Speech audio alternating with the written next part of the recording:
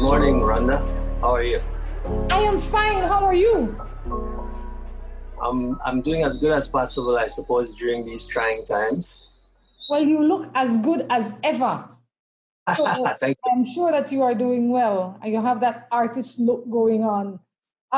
Richard, jump right into it. We know that you did some of your early years in Trinidad and Tobago. What was that experience like for you and how did you end up there? Yeah.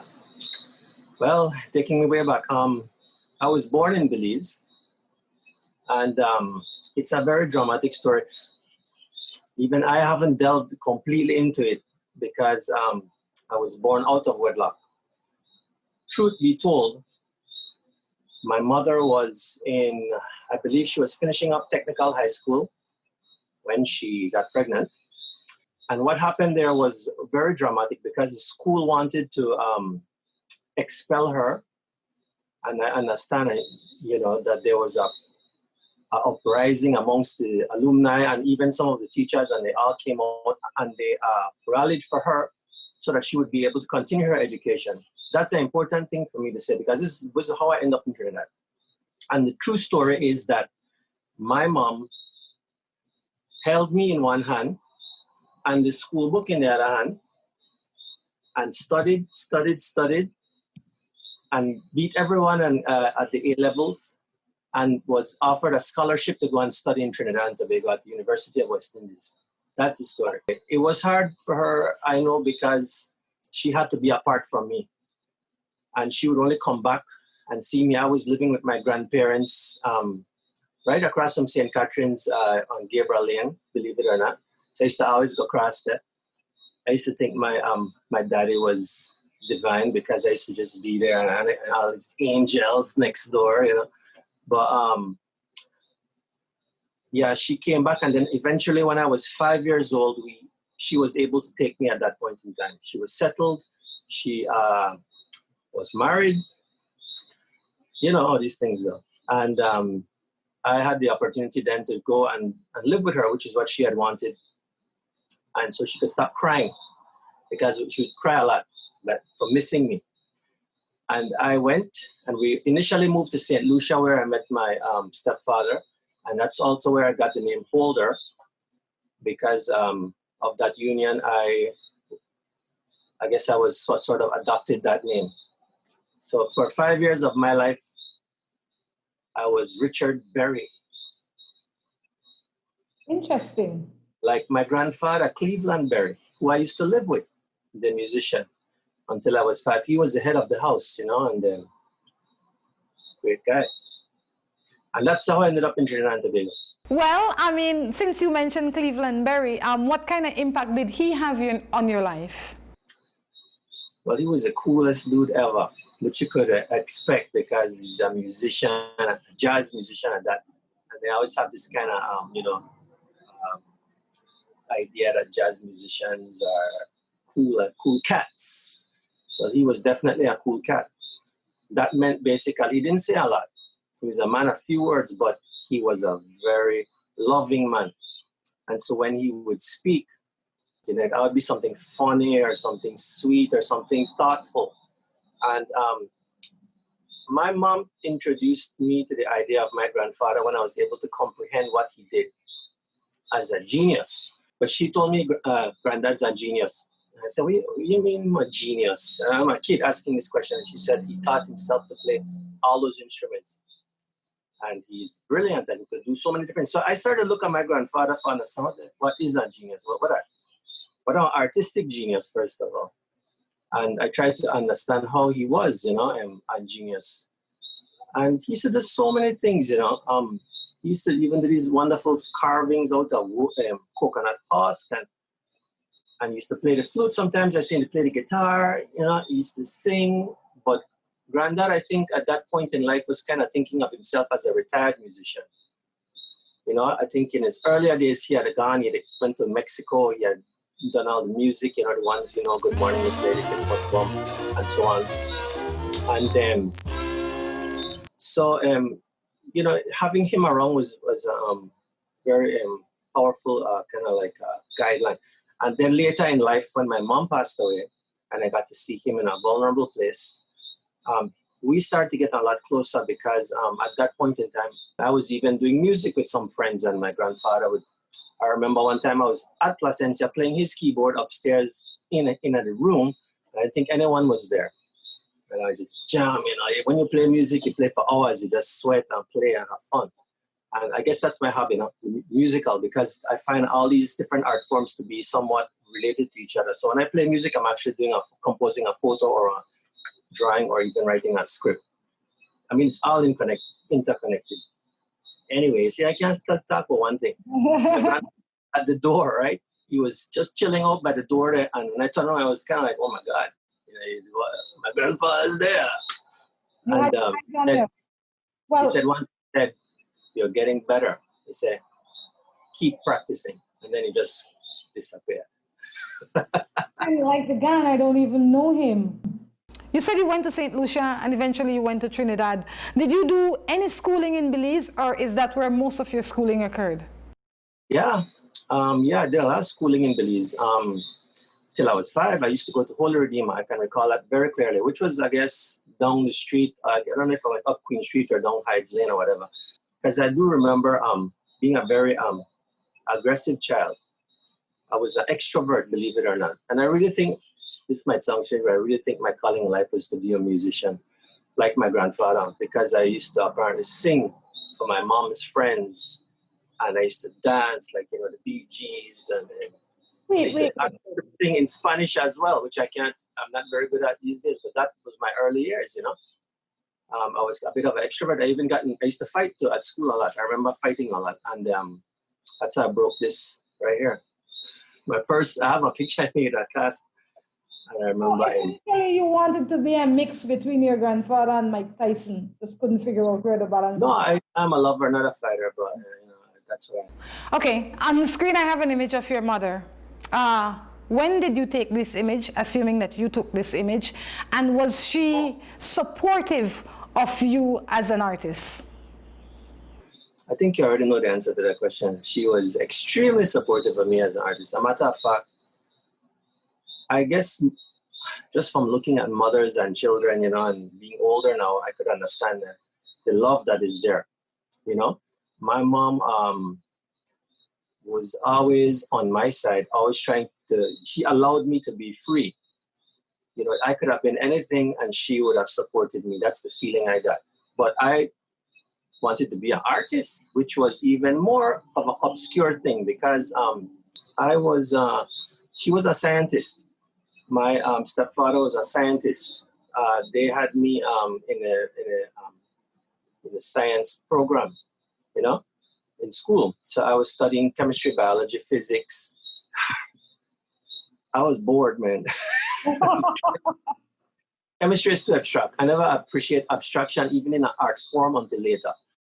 So physics, I hate math. Anything with rules, they're important, but biology is fun, because you get to draw, right? You get to do experiments in the lab, and I consider myself, because of my upbringing with scientists, more than any category of artist, I would think of myself as a visual scientist, because my methods of understanding things are similar to that of a scientist: observation, experiment, conclusions, and then from there we continue to explore. Okay. Talk to me about this image and how do you feel when you see it? Well, it reminds me of her at her peak beauty as a young woman. She was probably in her late 30s at that time, and or mid 30s. We had gone to Merida on a family trip, and I just thought it was perfect. The perfect memory of her, just serene, stylish, elegant, and just somebody who, I get a warm feeling from that photo, That's how I like to remember my mother. In 1998, at the age of 24, your mother passed away from drowning in the Privacion Creek. How did you receive that message at that time? Yeah, well, obviously a very dark time, I was living in the States, and waiting on a green card, and also assisting a photographer. So many things were happening, exciting things, because life was just beginning for me. As after school, my career was about to begin, and I had the support of my mom, and I had the support of my uncle who lived in Dallas, who has also passed away recently, unfortunately. So when that news came, it was to me the beginning of a dark phase in life, because that was my lifeline, my support, my number one supporter, my mother, financially and, and in every way, So with that gone, and then having to deal with assets and all of the realities that come with that when you lose someone with, properties and accounts and whatnot. And I really wasn't ready for it. I wasn't ready. I was ready to dream, not to be brought back to reality, So it was hard, and I felt very alone on that time, because I guess I was. And eventually I had to come back to Belize. Long story. I had to come back to Belize, and that was also very difficult for me, because I had to relinquish all the connections I had worked for. I had a foot in the door with JCPenney and Playboy. I was really, the art directors had looked at my portfolios. They said, you know what, you have great compositional skills. We want you, but get your paperwork cleared up and come straight back. And that was where the problem was, because my biological father, yes, I have about 3 dads. One is Zeus, by the way. Jesus, he's the best one. He bungled my green card process, and I had to basically pack up my stuff after 8 years of working, doing education in the school and networking and all these things. And I had to drive back home. So I basically went to Houston in my car, packed it up with all kinds of stuff I had in my apartment, gave the stuff away to my friends, and followed a cavalry of car dealers through Mexico. I was like fast and furious. We just to drive fast all the way through Mexico to and then when I was coming to Belize, I heard somebody say, "This is Love FM." I said, okay, I must be close to Belize, because I hear some music from 1986. Richard, we're going to take a break. When we come back, I want to ask, how does somebody get over a blow like that, if ever? We're going to take a break and be back. Welcome back to Morning Matters. Richard Holder in with us this morning. Richard, again, welcome back. Thanks, Rhonda. Thank you. Before the break, you spoke about the loss of your mom and how you were managing to deal with it. Yeah. For every blow, there should be some level of recovery.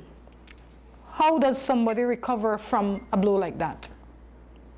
It is the ultimate breakup to me, because if you've broken up in relationships up to that point, you might want to call the girl or something. Yeah. You might be tempted to use the phone. She's whoever you're breaking up with, right? But to me, when I thought about my mom passing away, I couldn't call. There was no one to call. There was no way to say, hey, there's no pleading, there's no negotiating, there's no getting her back in any way. Her life has gone. And so all that remains is to respect her and, prepare for the funeral. And that is also very difficult, That was a very difficult thing. But my life became even more difficult, because I suppose coming back to Belize was a disappointment for me, because I thought, okay, my mom passed away, I'd go back and I would start to just escaping work, which I was very good at doing. Isolation was never a problem for me. I mean, I used to have to ask for it, because I was always surrounded by people, friends, models, mentors. I had a nice network of people in my life, so somehow I could heal. And then if I focused on work, I thought, okay, I could do that. But there you go again. You can't make plans. Reality just has a way of, you just never know what happened. And I had to come back home through the Mexico route, as I had explained. I came back to Belize, and I was like, nothing is happening here. you know. Well, Richard, you said you came back to nothing, but perhaps because we don't know what the waiting period was, because the first time we saw you, you came back, we saw you as the official photographer for the Museum of Belize. Yeah, I can't do nothing if I come back to nothing. That doesn't mean I will remain in that place or that mindset, but that was initially what I thought. So, and I slept at my uncle's house for was about 2 months before I found a place of my own. And I was able to start setting up things, getting my stuff out of customs because I had a vehicle and all of that, red tape. And I have to say quickly that the reason I was able to work with the government was because of a man named Norman Smith, who we go way back. He was basically my mom's partner for a long time. And he's, to me, the ultimate father figure. When he was there, I learned so much from him, and I understood more because of him about being a man, and then about being a businessman and an artist afterwards. It was his guidance that basically helped me. He was here for me, you know, and that was kind of like something unexpected, and it's basically, I would say, Norman saved me in a way, because I don't know. I know I would be doing something constructive nonetheless, but he helped me a lot.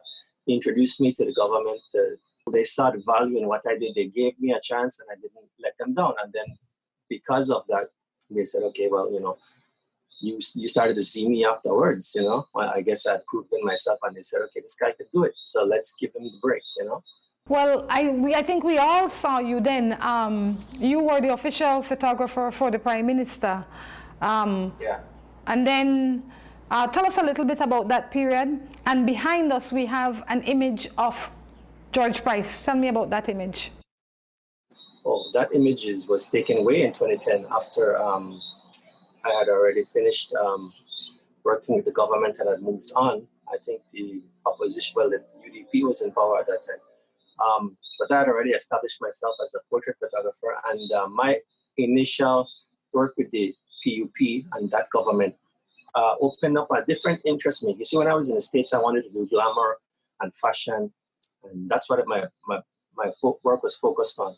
You know, fashion photography and glamour, and of course nude, which would be part of the Playboy gig.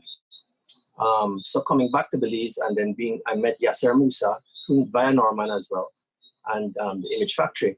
And I remember Yasser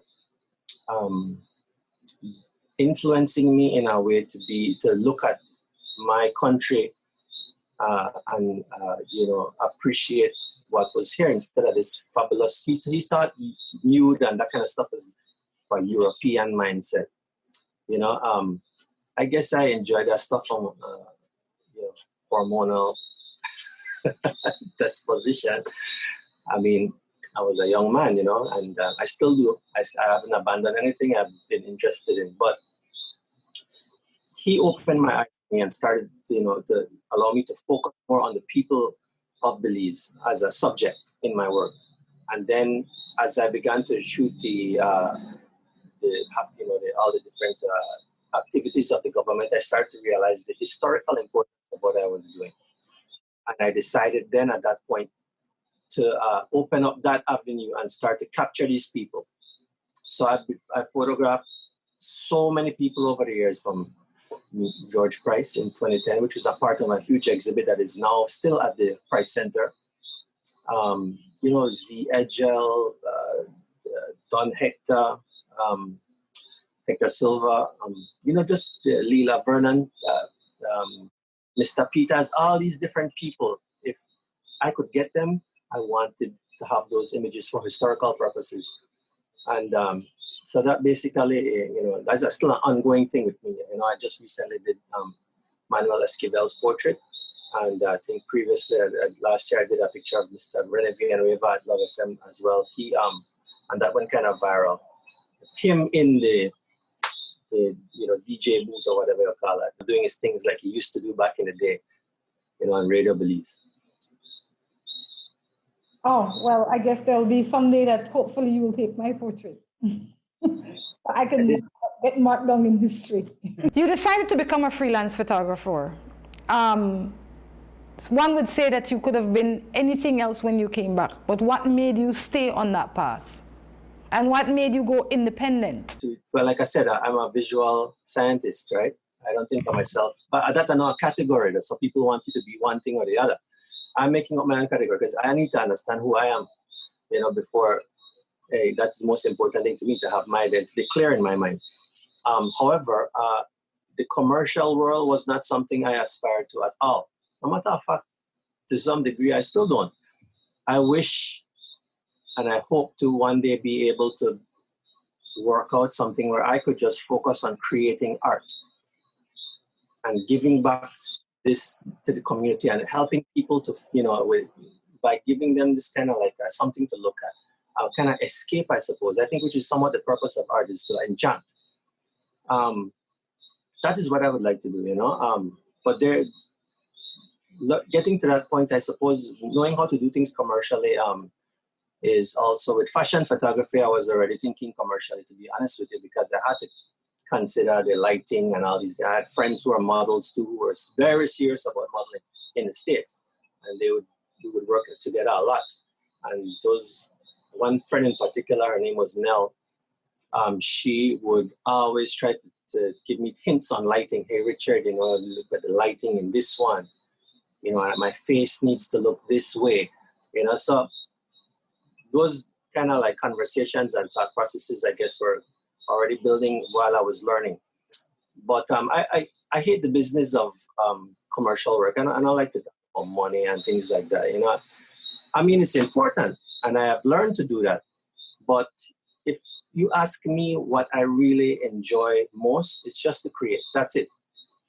If I could have a manager or somebody like that, that would probably be ideal for me. So I guess my wife kind of gives me business advice because she works at the central bank. So she's very much oriented in that, Thank God for that, huh? It helps because she always tells me when I'm slacking off, like, hey, babe, you should do this. I'm like, yeah, I know, but I just want to finish this project that I'm working on for nobody but myself. You said something in the last segment, or in the last, in the many things you said a few minutes ago, that you first had to have a clear image of yourself for yourself. I want to stay there for a little bit, because I think that, especially for people in your position, they normally, in my opinion, they thrive on what the society think of them, because whatever the society think of them will determine where their future will lie.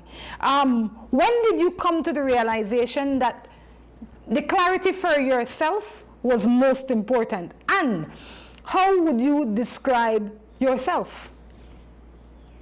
I think I never thought about myself as anything. Like, I think coming up in Belize, right, growing up in Belize especially, a beautiful country, as the national anthem said, nature has blessed thee with wealth untold, is very true. That's how I always thought of my home, even when I was in America. Such a beautiful place.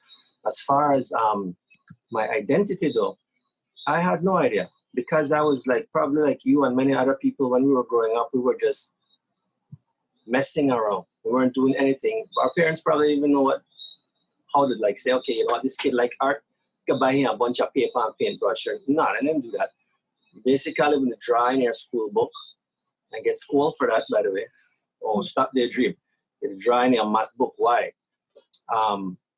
You play with anything you can find with your friends all summer. You're running around the place. You have no clear idea of what you are. And a matter of fact, regarding race, that is a huge thing right now in America with what has happened recently.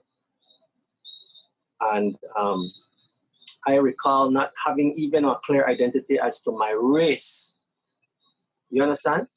And I don't know if ignorance is bliss, but there's a beauty in innocence. When I went to America for the first time to study, they gave me a form and they said, okay, what are you? Are you Pacific Islander, Caucasian, African American, Hispanic, whatever? And I look at the paper and I'm like, I don't know. So I made a box at the bottom of it and I tick it and I wrote the word other.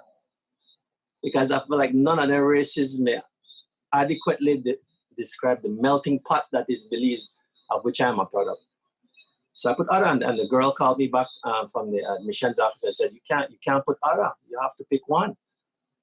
And I did pick one. I picked African American, and I just said, Joe, just African American, and just put that there. Because, and I realized at that point, I didn't ever once thought about the race of my friends or myself. I never thought about it. I never thought, hey, you know, they're just people to me. You know what I'm saying? And then I said, art, imagine I was doing art kind of like on my own for all those years. As growing up, going to high school, I would enter contests and win them. And eventually, my mom said, you know, he won't be a scientist, he'll be an artist, you know? So she was able to send me abroad to go and study at that point in time. But you get the essence of what I'm trying to say. I fully understand. When you returned, you had some of your images published in the Spanish Penthouse magazine. What was that like for you, being a young artist? Awards don't really mean a lot to me. And accomplishments are forgotten, especially when I was young, because I was more concerned about what's happening in the future. I wanted everything to be a progression towards something else. So, and it was kind of not always good, because I would do a project, and I remember the sir used to say I thrive on a kind of chaos of the deadline, because I always do everything, you know, and then go all out, and then it's finished, and then there comes this kind of like calmness, which you would have to recover from, you know, and so with the Penthouse thing, to me, it coincided with an exhibit I had done at the House of Culture called Nude, which was my first show in Belize. It was a collection of images, and some I had just taken in Belize as well, from my vast body of nude photography. And at the same time, coincidentally, my friend in España, Dennis, had contacted me, and I submitted these images to him. I shot the slides right there in Spooner's office of the prints, and I sent them to him. And yeah, it was published, and it was wonderful. But we didn't have social media back then, and you know, probably couldn't put them online anyway.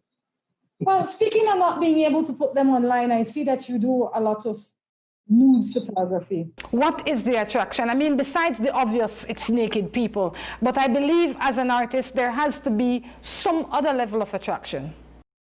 Yeah. It's a whole different thing these days, you know, because back in the day when I was young, like I said, hormonally, I was driven towards photography when I realized I could meet so many beautiful women and speak to them and ask them to become a part of my work. And then I was good at what I did, you know, so I would find subjects easily as time went on. However, today it's a whole different thing, you know. It is not so much the love of a nude photography. It is more the love with the process of creating things. You talk about fine and capturing great things and new. Tell me a little bit about the Red Planet. Red Planet was just an icebreaker shoot I done with a friend. You know, as someone I'd worked with commercially afterwards. I have different people I work with who I enjoy working with again and again. And it was a shoot with a young lady. Her name was Aliyah. And the idea was basically to catch the sun when it was kind of just about to go down, but create this kind of science fiction lighting to the environment itself. So we actually had lights all over the landscape to match the kind of color of the sunset. We're really lucky on that day. And we wrapped her up in plastic and backlit her with some green lights and stuff. The idea was kind of sci-fi, you know? It looks outstanding. If you didn't tell me you wrap her up in plastic, I was going to ask what that is. It definitely looks outstanding. And Project Poverty? The concept behind that was basically to highlight the parts of the community where people are recycling, you know, plastic bottles and different things like that in order to survive. But it was really to highlight the children who are, you know, in these kinds of dire situations. And what I did to get attention was I would do 2 photos of the actual people out there in the community. And then I would do these huge light boxes with beautiful girls imitating, you know, dressed in garbage, so to speak, and put them side by side so that you'd force the person to look. Because, so I use a commercial element to attract the eye towards a serious topic. And that was Project Poverty. Shamra's fashion?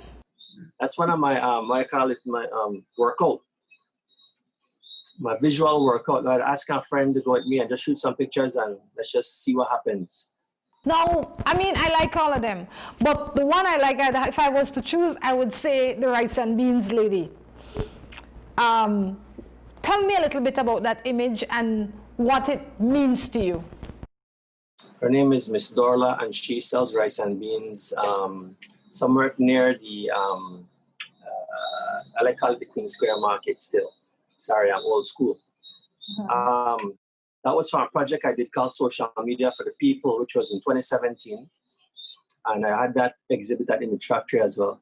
And basically the idea behind that was to capture people selling on the streets who do not have access to social media to promote what they're doing. And then I would basically take those images of them, put a map beside it, where they're located or their area they service, a contact number for them in case you were interested in buying whatever, from the snow cones man to the vegetable lady to the herbs man to the fisherman. There was a bunch of people I did portraits of, and Miss Dorla being one of them. I love that photo a lot because I was taken about 11:30 and she's just about to take out the rice and beans to serve. You know, you could see the smoke coming out from the pot. And then basically what I did with those pictures, I put them online and it's on Facebook. If you do hashtag SM4 as in the number 4 TP, social media for the people, you'll find it.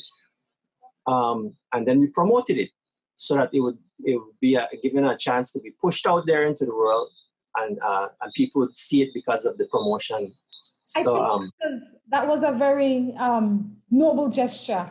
And definitely, if I when I see this, I would want to find this lady in real time to be able to eat from her. So you did well there. I'm going to take a break. When we come back, we'll find out how you were able to differentiate yourself from the other photographers. Because when people hear Richard Holder, they definitely think of high quality work. We're going to take a break and be back. Welcome back to the third and final segment of Morning Matters. Richard in this morning sharing a lot about himself. Normally when we see Richard, he's behind the camera and he's helping to share us, whoever the subject is. Today he's sharing a little bit about himself. Richard, we say thank you for sitting with us and sharing this morning so we can have a better understanding of who this man that sits in front of us is.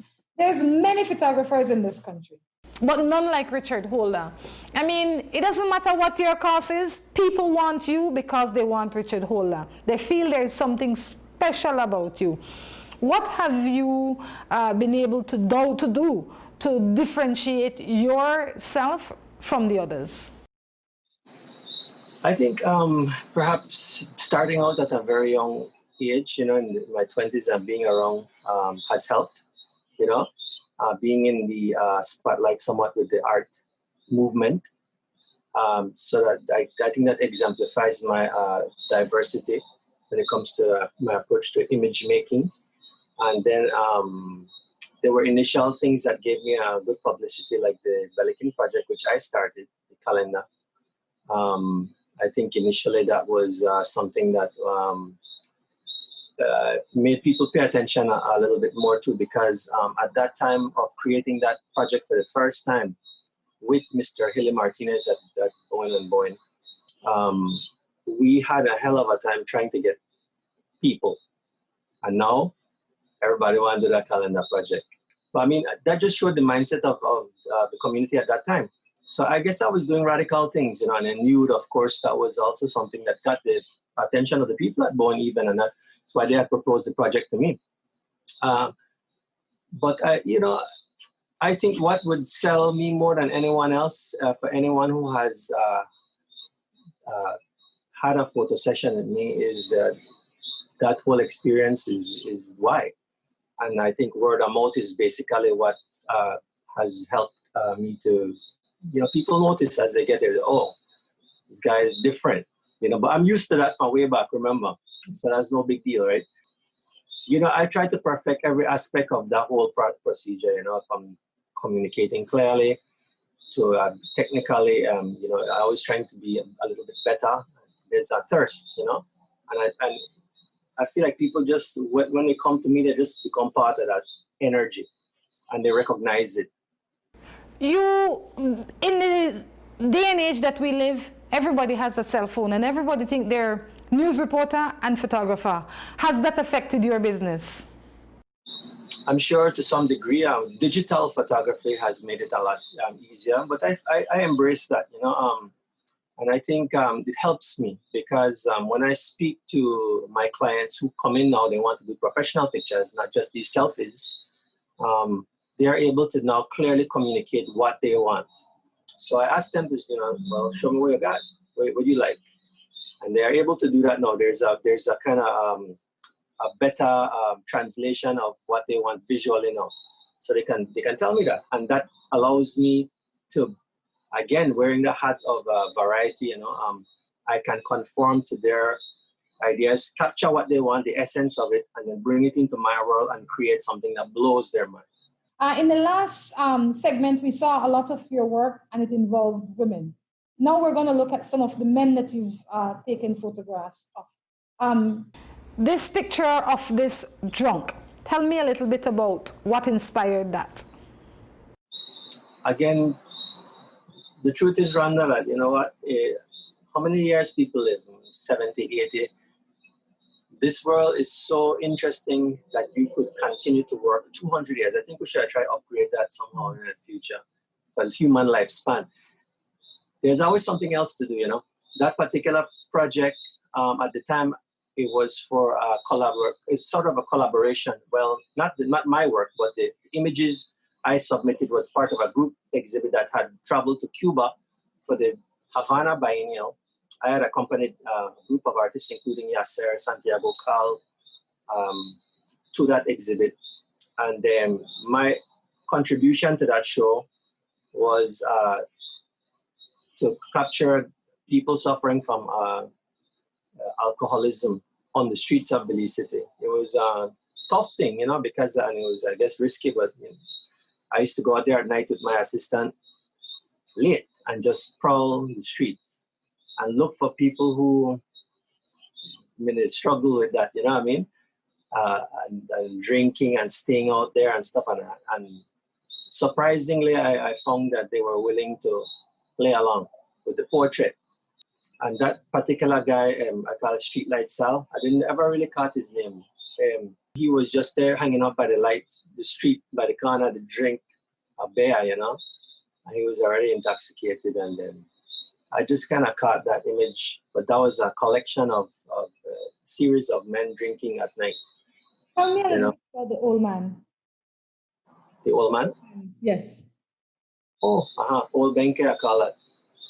Again, that was probably something very similar to the me going out on the streets there. It was just, I went to Benke one day and I just walked around Benke with an assistant. And we encountered this man walking down the hill. And I asked him if I could take a picture, and I didn't think he even said one word. He just kind of agreed and stood up, and I didn't tell him to do anything. I just found what he did by himself, I think he brought his hands together, was epic. And that is that is also a beautiful thing for me, is the diversity of subjects and characters and personalities that I meet through this medium. It is part of the gratification of what I do, because I enjoy the varying personalities and learning to communicate with everyone on their level, being sensitive to understand how much to say or when not to say anything is an art form that you can't really, you can't teach somebody, I suppose, but that is part of the process of creating these images. All right, and now you are a cartoonist. And you made a cartoon that is relevant to what we're going through. Talk to us a little bit about that. Well, I'm not a cartoonist. I'm a visual scientist, remember? Yes, yes. Well, illustration is the foundation to me, just as piano is the foundation for music. To me, be able to draw and sketch out your ideas is very important. I took it to the next level and I learned the digital tablet and painting procedures and all these things. I just had fun with that. That, again, was also in the Image Factory's 25th anniversary collection, which you could see online, I believe, at yassermusa.com. That was, I think, a timely thing to put out, because a lot of people are concerned about COVID-19. Is it here? Is it there? Where is it? Where is it? You know, the other day I went to the grocery store, man, and there's clearly some lines for the social distancing, and this man stood up right next to me. I said, hey, you know, they have a line over there for social distancing. I know the dude actually said, well, I just stay out for buy. I think people need to remember, you know, like, hey, even though we haven't had a case for Ali, well, this is just a way to remind them in a different way, and also to show people, I guess, another side of my gift, because I enjoy illustration all the same. A matter of fact, I usually illustrate before I go into my conceptual shoots. I try to bring out my images visually. So it's something that I do along the way. Like I tell you, all these things are connected. Richard, you've been fortunate to get the support from your mother to be anything you wanted to be. You chose to be an artist. For somebody out there that does not have the support and does not have the resources, but have the spirit and the gift, what would you say to him or her? It's a very difficult question, Rhonda, I think, because you have the limited resources in Belize and even the limited opportunities for artists. This is not a country where you would be doing, the term poor and famous comes to mind. A lot of my friends I thought were incredible artists, musical, painters, whatever, and a lot of them, I would buy their work from them and realize, wow, this guy should be something more. There should be something in place to support his work other than this hustle. But I wouldn't see it. I'm so happy when Andy Palacio made it. He made Watina and he was kind of becoming an international known. I was so happy for him because I knew him for so many years, prior to his death. And we saw him rise. And I was happy, I was like, gosh, man, that's what we need. We need somebody to anyway, I'm just wishing, right? But what can I say to this person, getting back to your comment? The best thing to do is you have to believe in yourself. You have to believe every time that your gift is important. And that's what I do. I really do. My wife said, I don't know anybody will love themselves more than yourself. Maybe you. But, but you have to believe in yourself, You have to believe in yourself. You have to believe that what you're doing has a purpose. You have to basically develop the ability and you have to be able to recognize your growth. You have to see it. And then, of course, realistically speaking, beyond that, you have to seek opportunities if you can and network with people. Having one of the best things I ever had, and he wasn't even an artist, he just understood, was a mentor. And that was Norman, and I told you about him earlier. He, every time I look back at him, and that relationship, where I always think, man, at the time I didn't realize it, but as you get older, you reflect, right? And I said, wow, these things that Norman told me really influenced me. When he told me this, when he gave me advice, it really became a part of me. I took it perfect. I really absorbed so much from that. So you have to find people who support you and find people with a like mind. Even if you don't do what you do, they appreciate what you do. But you have to continue. You can't give up, and you have to believe in yourself. Because it will never get easy. Even when you think you've made it or something, it's not easy. You have to dredge up that inspiration from inside of you. Richard, if there is one thing you can go back in time and redo, what would that one thing be? I think you realize that protecting yourself is not just a concern for girls. Protecting your heart, protecting your vision for your future and things like that. Your whatever you're nurturing inside of yourself. The only thing that could destroy that or threaten to destroy it is your relationship with certain people that are not good for you. And you have to be able to recognize that no matter what, you must be able to think objectively about your relationship with people. And I think that way you'll be able to navigate a lot of the crap in life and seize what it is that you're after.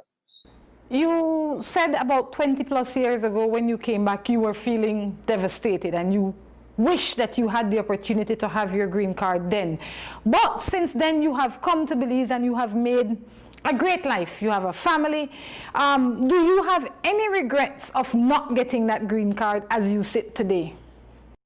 I had regrets about that until my family began my family, because that was what I wanted at that time, and that was important to me, and I was free. I was able to do it. But when you have a family, you should never run away from them. They should become the priority. And someone said to me, you never get back if you don't put in something. You could have gold right there, but you have to realize it yourself. So my kids have kind of shifted into my priority. I mean, since they were born, I spent a couple of years not doing any exhibits, though I've always been writing them and doing my stuff behind the scenes. But I decided to contribute more of my time to be with them, to bond with them. That was important for me. And here I am now, and I could tell you, just looking back, that part I don't regret, to be able to connect with my children and enjoy the world again from the eyes of a child. It was a beautiful thing because it helped me to understand the importance of innocence as part of the process of creating art, the wonderment that comes with it. Richard, thank you for stopping and sharing with us this morning. Any final words? Yeah, I want to give some shout outs, man. Can I? All right. I want to say hello to Crystal, my wife. I definitely want to say hello to the Wonder Twins, Teja and Pierce. I would like to say hello to Nate, the Nate Star.